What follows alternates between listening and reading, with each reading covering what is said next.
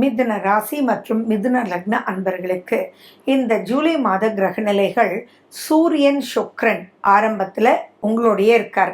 உங்களுடைய ராசி அதிபதி புதன் கடகத்தில் இருக்கார்.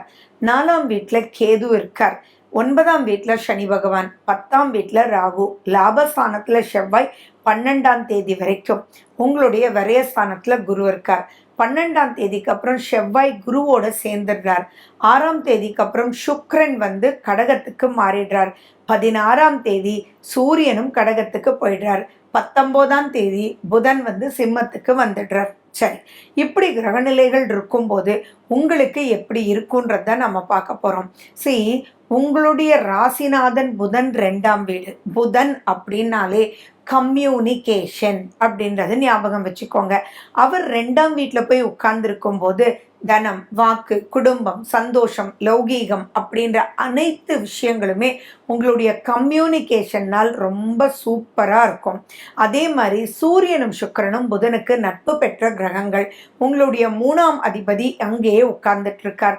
அப்போ நீங்கள் சொல்கிற கம்யூனிகேஷன், ஏன்னா சிலர்லாம் பார்த்தீங்கன்னா நல்ல கம்யூனிகேஷன் உள்ளவங்களா இருப்பாங்க. அவங்களுக்கு சில இடத்துல அவங்களுடைய பேச்சு எடுபடாது. ஆனால் இப்போ உங்களுக்கு உங்களுடைய பேச்சு எல்லா இடத்துலையும் எடுபடும்.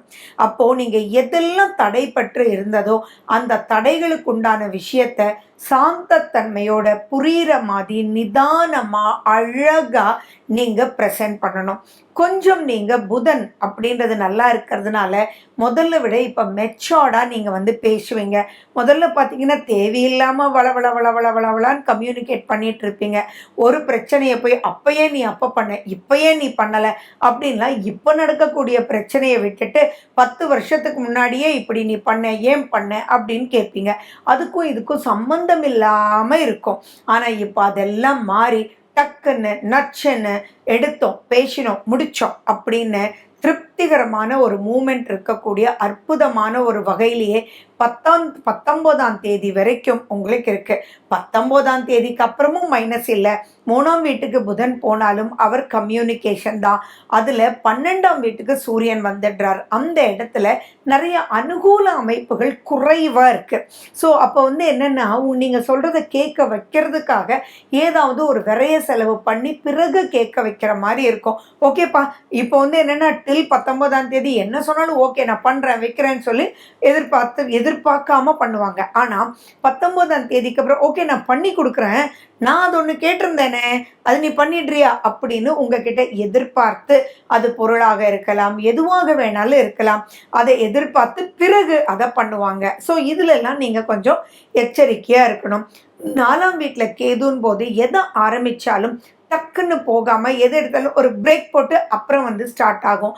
அந்த பிரேக் லாங் பிரேக்காக இருந்தது போய் இப்போ ஒரு ஷார்ட் பிரேக்காக உங்களுக்கு ஆகும். ஏன்னா உங்களுடைய விரயஸ்தானத்தில் குரு இருந்தாலும் உங்களுடைய 4ஆம் வீட்டை அவர் பார்க்குறார். ஸோ சில சமயம் பார்த்தீங்கன்னா ஒரு பெரிய ஒரு விஷயம் நடக்கிறதுக்காக நம்ம சிறு செலவுகள் பண்ணுறதை பற்றி நம்ம கவலைப்பட மாட்டோம் இல்லையா? அந்த மாதிரி தான் இந்த காலகட்டங்கள் இருக்கும். ஒரு நல்ல ஒரு டாக்டரை போய் பார்க்கறதுக்காக நீங்கள் ஒரு ட்ரெயினில் போய் ஒரு நைட் ஜேர்னி பண்ணி அந்த டாக்டரை பார்க்கணும் அப்படின்றது ஒரு பெருசாக தோணுமா? இல்லையே. ரைட், நம்ம போனால் நமக்கு ரிசல்ட் கிடைச்சிருமே, அப்பாடின்னு வந்துடுமே, அப்படித்தானே இருக்கும். அந்த மாதிரி தான் இருக்கும். சிறு சிறு விஷயங்கள் கொஞ்சம் எடுத்து போய் தென் சக்ஸஸ் ரேட்டிங் ரொம்ப ரொம்ப ரொம்ப ரொம்ப நல்லாயிருக்கும். 9ஆம் வீட்டில் சனி பகவான் இருந்துகிட்டே தான் இருக்கார். அந்த 8ஆம் வீட்டை விட 9ஆம் வீட்டு சனி பகவான் பெருசாக பயப்பட வேண்டியில்லை. பட் ஆனால் பார்த்தீங்கன்னா இந்த சூரியன் மூவ் ஆனதுக்கப்புறம், அதாவது 16ஆம் தேதிக்கு அப்புறம் நீங்கள் இன்னும் கொஞ்சம் நிறைய விஷயங்கள் ஜெயிக்க முடியும். அதாவது என்னென்னா 9ஆம் வீடுன்றது தகப்பனாருடைய ஸ்தானம். அந்த இடத்துல சனி பகவான் இருக்கிறதுனால சில கருத்து வேறுபாடுகள் தந்தையினுடன் வரும். தந்தை ரூபமாக பிரச்சனைகள் வர்றதுக்கான வாய்ப்புகள் உண்டு. இங்கே நல்லா புரிஞ்சுக்கோங்க, எந்த தந்தையுமே குழந்தைக்கு பிரச்சனை பண்ண போகிறதில்ல. ஆனால் ஏதோ ஒரு ரூபத்தில் ஒரு திருப்தியின்மை இருக்கிறதுக்கு உண்டான வாய்ப்புகள் உண்டு. அந்த திருப்தியின்மை கூட இப்போ உங்களுக்கு 2ஆம் வீட்டுக்கு சூரியன் வரும்பொழுது ஆட்டோமேட்டிக்காக அதை அந்த அன்புன்றது அதிகரித்து இப்போ பரவாயில்லையாப்பா புரிஞ்சுக்கிறாரே, எது குடும்பத்துக்கு நன்மையோ அதை பண்றாரே அப்படின்ற ஒரு சுகமான ஒரு எலிமெண்ட்டுக்கு அவர் வந்துடுவார். ஸோ சனி பகவான் 9ல் வருஷம் மூலம் தான் இருக்க போறார், அவர் பெயர்ச்சி ஆற வரைக்கும். பட் இப்போ சூரியன் 2ஆம் வீட்டுக்கு வரும்போது அதனுடைய குறைபாடுகளை நீங்க தவிர்த்துக்கலாம். ஸோ இப்படித்தான் நீங்க யூஸ் பண்ணிக்கணும். அதே மாதிரி அப்பா வாங்கி வச்ச சொத்துல வில்லங்கங்கள் ஏதாவது இருந்தா இந்த காலகட்டத்தை, அதாவது செகண்ட் ஹாஃப்ல, ஃபர்ஸ்ட் ஹாஃப்மே ஓகே தான், செகண்ட் ஹாஃப் இன்னும் நல்லா இருக்கும், நீங்க போய் கேட்டு நீங்க வந்து சரி பண்ணிக்கலாம். அதே மாதிரி சூரியன்னா கவர்மெண்ட் அப்படின்றது 12ஆம் தேதிக்கு அப்புறம் அனுகூலங்கள் அதிகம். 12ஆம் தேதிக்கு பிறகே 16ஆம் தேதி தான் மாறினாலும் 12ஆம் தேதியே செவ்வாய் வந்து குருமங்கள யோகத்துக்கு போறதுனால நீங்க எடுக்கக்கூடிய முயற்சிகள், அதாவது ஒரு பட்டா வாங்கணும், ஒரு லேண்ட், ஏதோ ஒரு பிரச்சனை, அந்த மாதிரி பூமி சம்பந்தமான பிரச்சனைகள், தகப்பனார் வழியில, தாயார் வழியில எது இருந்தாலும் நீங்க 12ஆம் தேதிக்கு மேல நீங்க பண்ணும்போது ரொம்பவே நல்லா இருக்கும். 12ஆம் தேதிக்கு முன்னாடியும் இருக்கும், ஆனா எது எடுத்தாலுமே ரொம்ப ஆர்கனைஸ்டா பண்ண வேண்டியதா இருக்கும். ஏன்னா அது வரைக்கும் சனி செவ்வாய் வந்து ஒருத்தர் பார்த்துக்கிறார். ஸோ இந்த மாதிரி இருக்கக்கூடிய காலகட்டத்தில் நிறைய குழந்தைகள் நல்லா படிப்பாங்க, அவங்களுக்கு ஒரு இன்ட்ரெஸ்ட் வரும், ஆர்வம் வரும். என்னடா நம்ம குழந்தை இவ்வளோ நல்லா இப்போ படிச்சுட்டு போகிறானே அப்படின்ற சந்தோஷங்களும் உங்களுக்குள்ள நிறைய இருக்கும். ஏன் அப்படின்னா சுக்கிரன் தான் உங்களுடைய 5ஆம் வீட்டு அதிபதி. சுக்கிரன் 6ஆம் தேதி வரைக்கும் வந்து மிதுனத்திலேயே இருந்து பிறகு 2ஆம் வீட்டுக்கு போகிறார். அப்போ ஒரு குடும்பத்தில் குதூகலம், சந்தோஷம், குழந்தைகளுக்கு நீங்கள் நல்வழி காட்டக்கூடியவரா எதுவாக இருந்தாலும் ப்ளஸ் மைனஸ் தான். ஸோ ஃபார் எக்ஸாம்பிள் பார்த்தீங்கன்னா ஒரு 7th ஸ்டாண்டர்ட் படிக்கிற குழந்தை, எனக்கு தமிழே வரலாமா, என்னால் முடியவே இல்லைம்மா அப்படின்னு அவங்களுடைய கஷ்டங்களை சொல்லும்போது, கவலையே படாதரா, இன்னும் 2 வருஷம் தாண்டா, அதுக்கப்புறம் பார்த்தா 10th அப்புறம் நமக்கு பெருசாக அது தேவையில்லைடா, நம்ம கான்சன்ட்ரேஷன் வந்து சப்ஜெக்ட்டுக்கு போயிடலாம், இப்போ நீ ரொம்ப கவலைப்பட வேண்டாம், இதை மட்டும் அட்ஜஸ்ட் பண்ணி போயிடு, மற்றதெல்லாம் ஈஸியாக படிக்கிற, செய்யுள் தானே, இந்த செய்யுளை எழுதி பாரு அப்படின்னு சொல்லி அவங்களுக்கு வழிகாட்டக்கூடிய அமைப்பில் உங்கள் குழந்தைகளுக்கு நீங்கள் வழிகாட்டுபவரா. அதில் இருக்கக்கூடிய மைனஸ் எல்லாம் யாருனாலையும் ப்ளஸ் பண்ண முடியாது. பட் ஆனால் அங்கே எப்படி புரிஞ்சுக்கிட்டு அவங்க வழி நடந்து போகணும் அப்படின்றது நீங்கள் சொல்லி கொடுக்கும்போது அற்புதமாக இருக்கும். பொதுவாகவே மிதுன ராசிக்காரங்க ஒரு விஷயத்தை கம்யூனிகேட் பண்ணால் அவங்களுக்கு ரொம்ப நல்லா தெரியும் எப்படி கம்யூனிகேட் பண்ணணும்னு.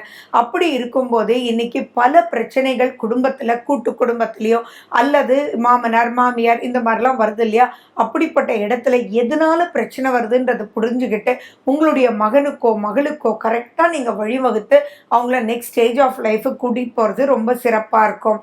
அதே மாதிரி 11ஆம் வீட்டில் வந்து உங்களுக்கு செவ்வாய் இருக்காரு.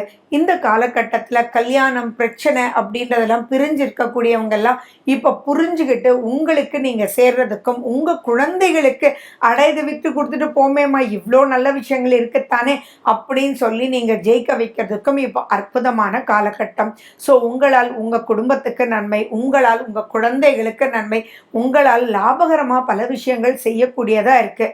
ஸோ நீங்கள் இந்த காலகட்டத்தில் நிறையவே யூஸ் பண்ணிக்கணும். பட் நட்பு வட்டாரத்தில் கொஞ்சம் எச்சரிக்கையாக இருங்க. உங்களுடைய சீக்ரெட்ஸை நீங்கள் சொல்லாதீங்க. எது எடுத்தாலும் முடியும் தான்றது இல்லாமல் அது முடியுமான்றதை பார்த்து கரெக்டாக ஆர்கனைஸ் பண்ணி எதை ஃபஸ்ட் பண்ணணும், எதை செகண்ட் பண்ணணும் அப்படின்றத கேட்டகரைஸ் பண்ணி நீங்கள் போகணுங்க. இப்போ நீங்கள் பண்ண வேண்டியதெல்லாம் உங்களுடைய சுய ஜாதகத்தில் இருக்கக்கூடிய திசா புத்தியை நீங்கள் பார்க்கணும். அது நல்லா இருந்தால் ரொம்பவே நல்லா இருக்குன்றது ஞாபகம் வச்சுக்கோங்க. அண்ட் இன்னொரு முக்கியமான விஷயம் என்னென்னா, உங்களுடைய சந்திராஷ்டம காலம் ரொம்ப ரொம்ப எச்சரிக்கையாக இருக்கணும். உங்களுடைய சந்திராஷ்டமம் அப்படின்றது உங்களுடைய 8ஆம் வீடான மகரத்துக்கு சந்திரன் வரும்போது, அந்த சந்திரன் மகரத்துக்கு வரும்போது சனி பகவானுடைய வீடு. சனி பகவான் உங்களுக்கு 9ஆம் வீட்டில் இப்போ உட்கார்ந்துட்டு இருக்கார். ஸோ அந்த காலகட்டத்தில் ரொம்ப ரொம்ப எச்சரிக்கையாகவும் தவறுதலான வார்த்தையை தவிர்ப்பது. அவர் ஒரு பெரிய நீதிமான்.